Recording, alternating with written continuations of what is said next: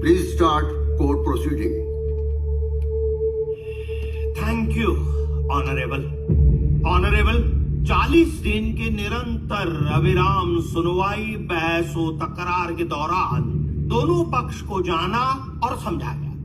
विभिन्न एजेंसियों द्वारा मुहैया कराए गए साक्ष्य और सबूत भी ऑनरेबल बेंच के समक्ष रखे और अब कोई भी प्रश्न उत्तर के लिए शेष नहीं रहा। अब शेष मात्र ऑनरेबल बेंच का फैसला ही रहा है। ऑनरेबल, सन 1528 में जिस दिन राम मंदिर को ध्वस्त करके मंदिर के अवशेषों पर मस्जिद खड़ी की गई थी, हिंदू उस दिन से आक्रोशित है, विरोध करता आ रहा। लेकिन हिंदुओं की आवाज को न उस वक्त के लुटेरे मुगलों ने सुनी, न उसके बाद आए ब्रिटिश लुटेरों ने सुनी, न उसके बाद स्वतंत्र भारत की प्रजातंत्र सरकार ने सुनी। ऑनरेबल, भारत देश का हिंदू 505 सालों तक बस चीखता रहा, चिल्लाता रहा, व्यवस्थाएं आती जाती रही, लेकिन हिंदुओं के लिए किसी समाधान के मार्ग के बजाय आश्वासन के खिलौने देकर उसकी आस्था और भावनाओं से खेलती रही। ऑनरेबल, आज तक केंद्रीय सत्ता में बैठे देश के कर्णधारों को लाखों साल पुराने उन मुद्दों की सटीक जानकारी होती थी जो उनके स्वार्थ और वोट बैंक को फायदा पहुंचाती थी, परंतु उन मुद्दों की सटीक जानकारी नहीं होती थी जो उनके स्वार्थ और वोट बैंक को नुकसान पहुंचाती थी। फिर चाहे भले ही वो मुद्दा हफ्ते महीने भर पहले का क्यों न हो, और बात जब हिंदू मुसलमान की हो तो गूंगा बहरा हो जाना ही उनके लिए एक बेटर ऑप्शन होता था। ऑनरेबल, राम मंदिर का साक्ष्य सिर्फ 5 शताब्दियों के हिंदुओं का संघर्ष ही नहीं है, अपितु इस देश की सभ्यता, संस्कृति भी साक्ष्य है। ये देश मंदिरों, शिवालयों का है और हिंदू इस भूखंड का बाशिंदा है। हमारे धर्म ग्रंथों में भी ब्राह्मण, क्षत्रिय, शूद्र और वैश्य के अलावा किसी भी वर्ण या धर्म का कोई उल्लेख नहीं है। ऑनरेबल, जिस सभ्यता का पूजा घर मंदिर ही हो, वहां मस्जिद कैसे हो सकती है? ऑनरेबल, हिंदू पक्ष की ओर से अलग अलग समय में अलग अलग न्यायालयों में सैकड़ों साक्ष्य प्रस्तुत किए जा चुके हैं, सैकड़ों प्रमाण दिए जा चुके हैं, नक्शे, मानचित्र और दस्तावेज भी रखे जा चुके हैं। ऑनरेबल, कोर्ट के ही आदेश पर आर्कियोलॉजिकल सर्वे ऑफ इंडिया के आर्कियोलॉजिस्ट द्वारा विवादित ढांचे में जो खुदाई कराई गई, उस खुदाई के दौरान जो शिलाएं पाई गई हैं, उनका स्वरूप उत्तर भारतीय नागर शैली में था। मंदिर की चौखट, बाजू, आमला, खंडित मूर्तियां, खंभे, ये सभी मंदिर के ही अवशेष हैं, जो ये साबित करते हैं कि विवादित ढांचा उसी स्थान पर है जहां प्रभु रामचंद्र जी का मंदिर था। और ऑनरेबल, इतना ही नहीं, उस कालखंड में जितने भी विदेशी पर्यटक भारत भ्रमण के लिए आए थे, उन्होंने भी अपनी स्मृतियों, डायरियों और किताबों में राम जन्मभूमि की इस व्यथा को लिखा है। Ayodhya revisited, Ayodhya beyond adduced evidence. इन किताबों में भी सब कुछ नक्शों के साथ दर्ज है। Oxford university, Vadodara universal institute और बनारस हिंदू विश्वविद्यालय में ऐसी कई पांडुलिपियां रखी हैं जो कहती हैं कि प्रभु राम जन्म स्थान सीता कुंज के उत्तर पश्चिम में और सीता रसोई के दक्षिण पूर्व में स्थित है। सीता कुंज आज भी है। हाँ, सीता रसोई 6 दिसंबर 1992 को विवादित ढांचे के साथ क्षतिग्रस्त हो गया था। ऑनरेबल, इन तमाम उपरोक्त तथ्यों का कई ब्रिटिश लेखक और आर्कियोलॉजिस्ट अपने लेखों और बयानों में स्पष्ट उल्लेख कर चुके हैं, जिसके आधार पर नक्शा बनाकर 1950 में शिवशंकर नामक एक व्यक्ति ने फैजाबाद कोर्ट में भी जमा करवाया था। ऑनरेबल जोसेफ टाइफेंथेलर, जो 1745 में भारत भ्रमण के लिए आए थे, उन्होंने भी विवादित धर्मस्थल पर 1767 में सबसे पहला लेख लिखा। अब मुझे नहीं पता कि उनकी खोज कमजोर थी या उनके लेखन में कोई त्रुटि थी, लेकिन मंदिर को औरंगजेब ने गिराया था ये उन्होंने लिखा है। अब बाबर की जगह उन्होंने औरंगजेब का नाम क्यों लिखा, ये तो उन्हीं को पता। ऑब्जेक्शन ऑनरेबल, हम ये कैसे कह सकते हैं कि लेखक की रिसर्च कमजोर थी या फिर उसमें टाइपिंग एरर था? सिर्फ इसलिए कि हमने तो बाबर को सोच रखा था और लेखक ने औरंगजेब कैसे लिख दिया? आप क्या मानते हैं, मंदिर औरंगजेब ने तोड़ा था या बाबर ने? मस्जिद अगर औरंगजेब ने बनवाई थी तो उसका नाम बाबरी क्यों था? ऑनरेबल, औरंगजेब बाबर का ही वंशज था, तो क्या कोई अपने दादा परदादा के नाम से कोई निर्माण नहीं करवा सकता? करा सकता है, बिल्कुल करा सकता है। तो क्या कोर्ट ये माने कि मंदिर को तोड़कर मस्जिद बाबर ने नहीं औरंगजेब ने बनवाई थी? इसका मेरे पास कोई प्रमाण नहीं है ऑनरेबल, लेकिन इतिहास ये बताता है कि औरंगजेब एक क्रूर और निर्दयी शासक था। हिंदू मंदिरों और आस्थाघरों की तोड़फोड़ को लेकर उसका नाम जुड़ा हुआ था, लेकिन बाबर एक रहमदिल और दयालु शासक था, सब धर्मों का सम्मान करता था। जिस इतिहास ने आपको ये बताया है कि औरंगजेब ने हिंदुओं के कई मंदिरों को तोड़ा था, उसी इतिहास ने हिंदुओं को बताया है कि राम मंदिर को तोड़वाने का जिम्मेदार बाबर है। मुद्दा ये नहीं है कि मंदिर किसने तोड़ा, बाबर ने, मीर बाकी ने या औरंगजेब ने। मुद्दा ये है, क्या बाबरी मस्जिद राम मंदिर को तोड़कर बनवाई गई थी?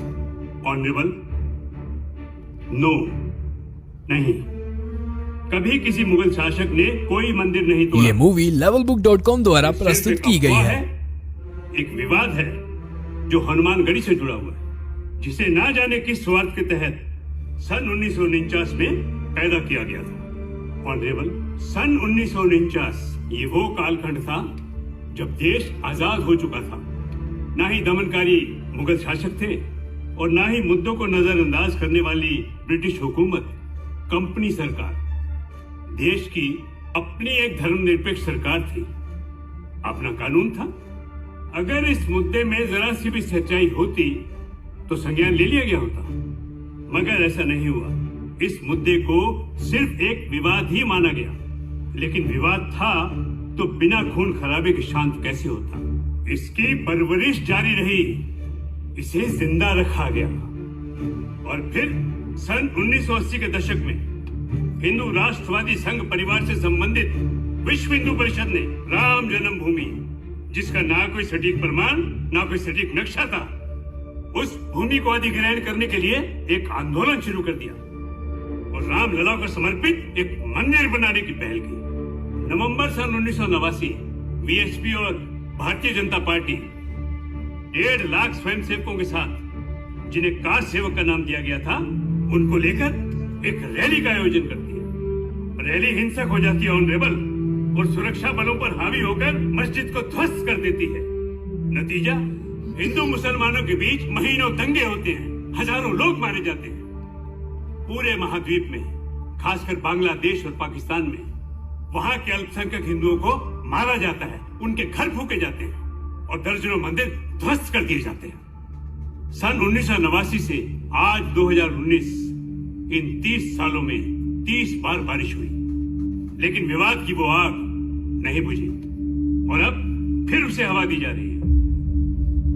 ऑनरेबल, कहीं कोई विवाद नहीं है। बाबरी मुगल शासकों के द्वारा बनाई गई एक मस्जिद थी जो दुर्भाग्य से तोड़ दी गई।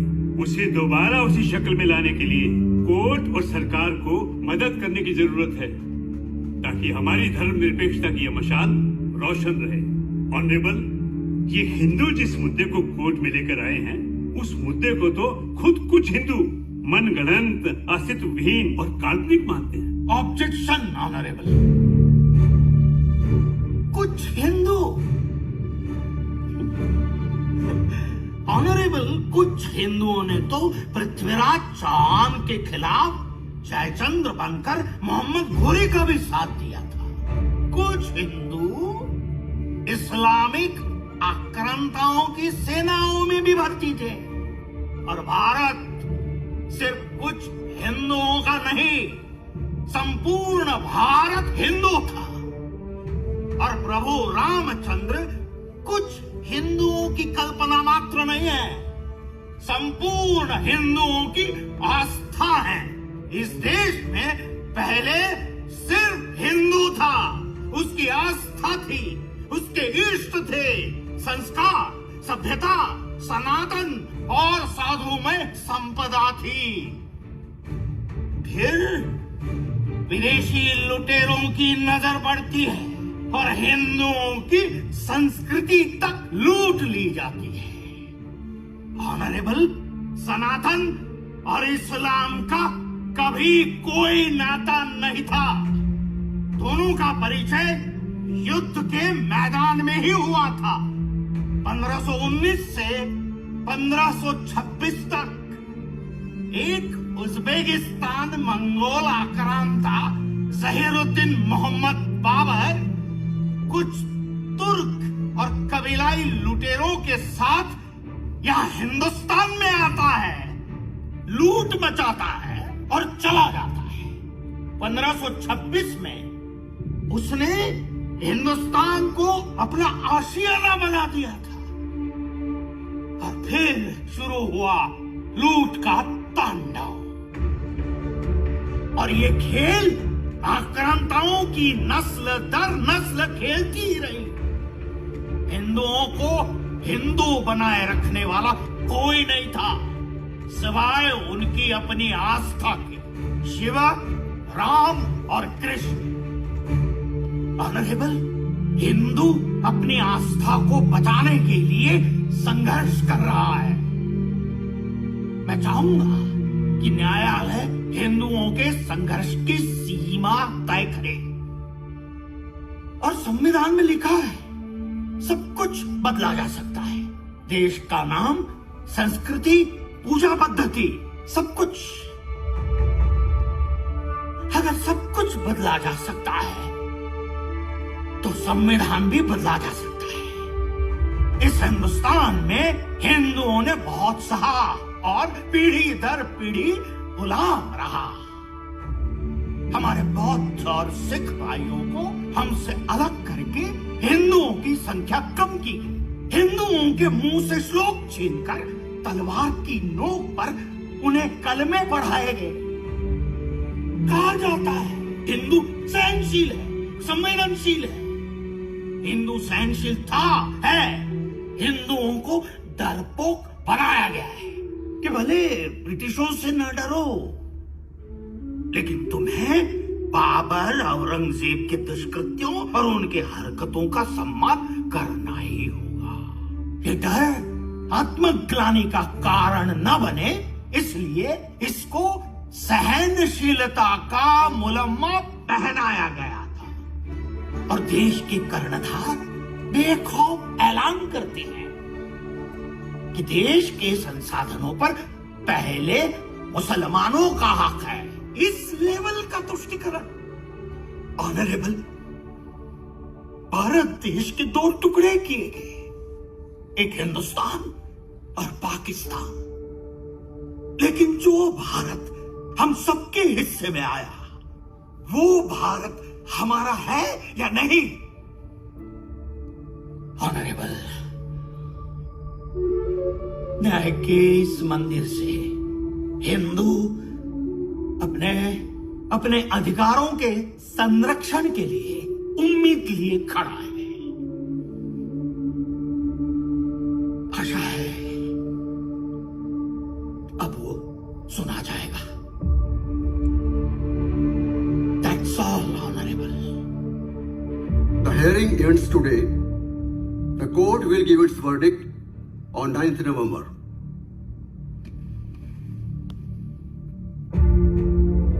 सभी धर्मों के लोगों से अपील है कि सुप्रीम कोर्ट का जो भी फैसला आए सबको स्वीकार करना है।